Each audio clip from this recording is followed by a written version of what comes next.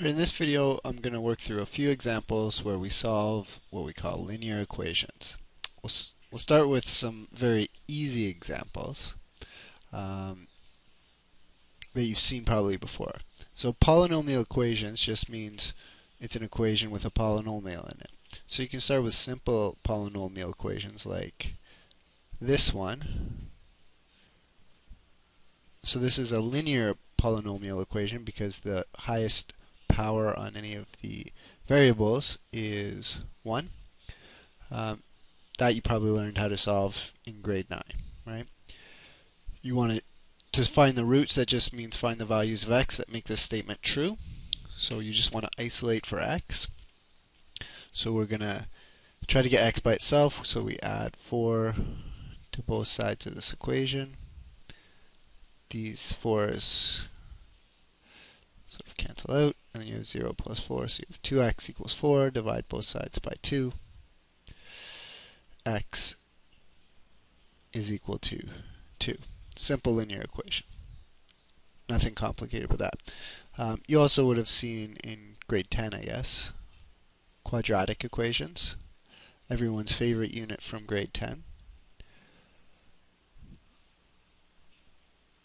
So something like that. And remember, when you're solving quadratic equations, you always want one side to be equal to 0, and then you're going to factor the other side if possible. If you can't factor, then you would use the quadratic formula. But in this case, I think we can factor, so this is what we call the complex trinomial, because there's a coefficient in front of x squared that's not 1, and obviously this number 2. So we need to figure out what two numbers, or at least the way I do it. I do the trial and error method. You might do decomposition, not my favorite method, but use whatever you are comfortable with. But I'm going to do this example using trial and error. So I need to figure out what two numbers multiply to 10. So 10 and 1, or 5 and 2. And what two numbers multiply to negative 2. That would be negative 2 and 1, or negative 1 and 2. Okay. So a pair of these and a pair of these, when I multiply them, sort of one of these with one of these and the other one with the other one, the product should add up to the number here, which is negative 1. So I need to figure out, what do I multiply? Let me start with the 5 and the 2, see if that works. So 5 times negative 2 and 2 times 1. Well, that doesn't work. 5 times negative 2 is negative 10. 2 times 1 is 2. If I add those together, I don't get what I want. I don't get negative 1. So let me try going sort of diagonal. 5 times 1, 2 times negative 2. 5 times 1 is 5. 2 times negative 2 is negative 2. If I add those together, I get 1. Almost what I wanted, not quite what I wanted. So that actually tells me that I'm sort of off by a negative sign, so I have the right numbers, but I just need to change the signs up. So what I'm going to do is I'll multiply 5 times 2 and 2 times negative 1. So 5 times 2 is 10.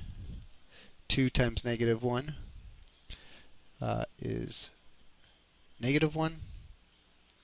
So that didn't work. I think I used just the wrong numbers. 2 times 2 is 4. 5 times negative 1 is negative 5. There we go. 5 times negative 1 is negative 5. 2 times 2 is 4. If I add those together, I get negative 1, which is what I wanted. So these are the numbers that are going to go in the front of these brackets, 5x and 2x. I want to multiply the 5 with the negative 1, so the negative 1 will go in the opposite bracket to the 5. And I want to multiply 2 times 2, so plus 2 would go in the opposite bracket. So now I have a product of two things is equal to 0, which means that one of those things must be equal to 0.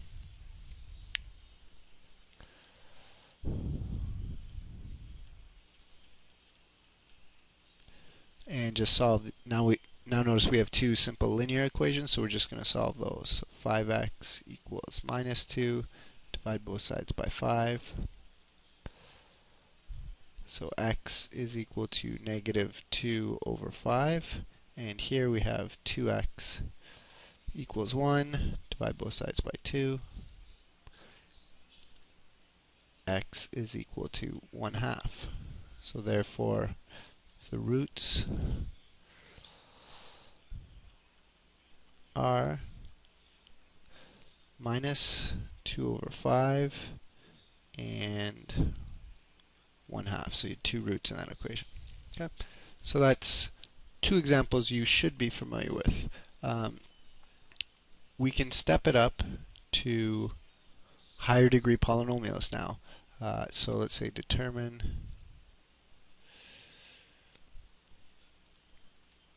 the zeros of, so here we have a polynomial, and we're going to write the polynomial in factored form.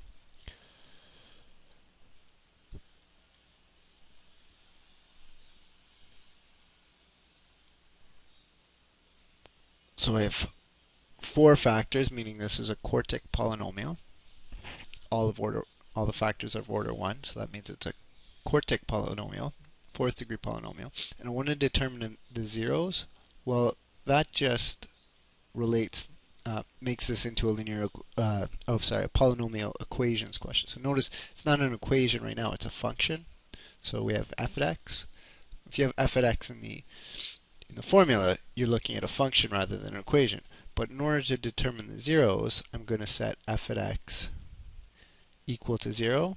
So this thing will be equal to 0. So I have 0 equals x times x minus 3, x plus 2, x minus 2.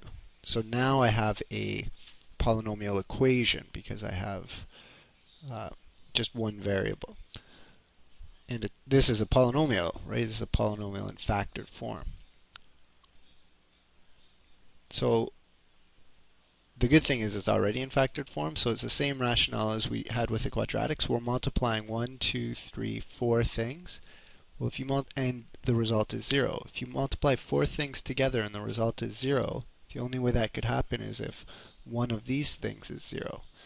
So that means that either x is 0, either x minus 3 is 0,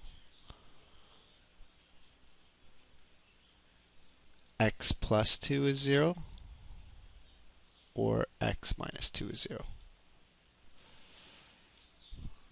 So now this one's already solved, x equals 0. This is a simple linear equation, so x is 3. Again, a simple linear equation, so x is minus 2. And again, a simple linear equation, so x is 2. These are your 4 zeros, or you could think of them as x-intercepts if you were thinking of the graph. Or they're the roots to this equation. Okay? So once you make it an equation, they become the roots to the equation. But what you're doing when you find the zeros of a function is you're solving the roots to sort of the related equation, where you set the function equal to 0. So therefore, the zeros of this function are x equals 0, 3, negative 2, and